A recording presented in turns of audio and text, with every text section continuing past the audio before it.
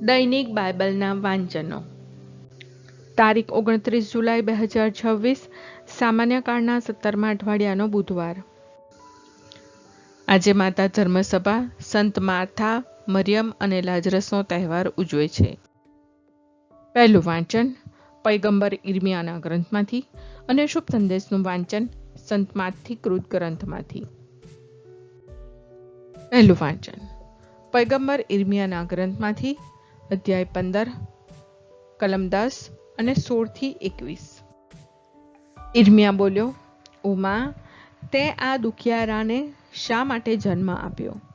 દેશમાં બધા સાથે મારે ઝઘડો ને તકરાર કરવા પડે છે. મેં નથી કોઈ પાસે ઉછીનું લીધું કે નથી કોઈને ઉછીનું આપ્યું, તેમ છતાં બધા મને ગાળો દે છે. તારા શબ્દો મેં અધ્ધર ઝીલી લીધા છે. તારા શબ્દો એ જ મારો આનંદ છે, એ જ મારા હૃદયને હર્ષથી ભરી દે છે, કારણ ઓ સર્વશક્તિમાન પ્રભુ, તે મને તારો કરી લીધો છે. મેં કદી હાહા હીહી કરનારાઓની સોબતમાં આનંદ માણ્યો નથી. તારો હાથ મારા ઉપર હતો એટલે હું અડગો રહ્યો, કારણ તે મને પુણ્ય પ્રકોપથી છલોછલ ભરી દીધો છે એટલે હું અડગો રહ્યો. તો પછી મારા દુઃખનો પાર કેમ નથી આવતો? મારો ઘા અસાધ્ય કેમ છે? રૂઝાતો કેમ નથી? તું મને ચોમાસું ઝરણાની પેટે ઠગવા માગે છે? પ્રભુએ એના જવાબમાં કહ્યું, જો તું પાછો આવશે તો હું તને મારી સેવામાં પાછો રાખીશ. જો તું સારા માઠાનો વિવેક શીખીશ તો હું તને મારું મુખ બતાવીશ. લોકો પાછા તારી પાસે આવશે, તારે તેમની પાસે જવાનું નથી. હું તને એ લોકો સામે કાંસાની દીવાલ જેવો બનાવી દઈશ. તેઓ તારી સામે લડશે પણ તને હરાવી નહીં શકે, કારણ તારું રક્ષણ કરવા અને તને બચાવવા હું તારી સાથે છું.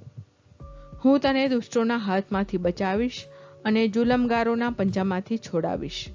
આ પ્રભુના વચન છે. આ પ્રભુની વાણી છે, તે આપણો આધાર છે. શુભ સંદેશનું વાંચન સંત માથી કૃત ગ્રંથમાંથી અધ્યાય 13, કલમ 44-46. વળી ઈશ્વરનું રાજ્ય ખેતરમાં દાટેલા ભંડાર જેવું છે.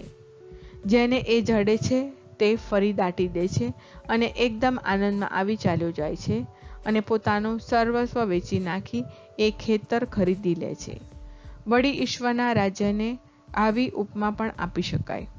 કોઈ વેપારી સુંદર મોતીની શોધમાં હોય અને તેને એકાદ કિંમતી મોતી મળે છે, એટલે તરત જ જઈને પોતાનું સર્વસ્વ વેચી નાખી એ મોતીને તે ખરીદી લે છે. આ પ્રભુની વાણી છે, તે આપણો આધાર છે. પ્રાર્થના.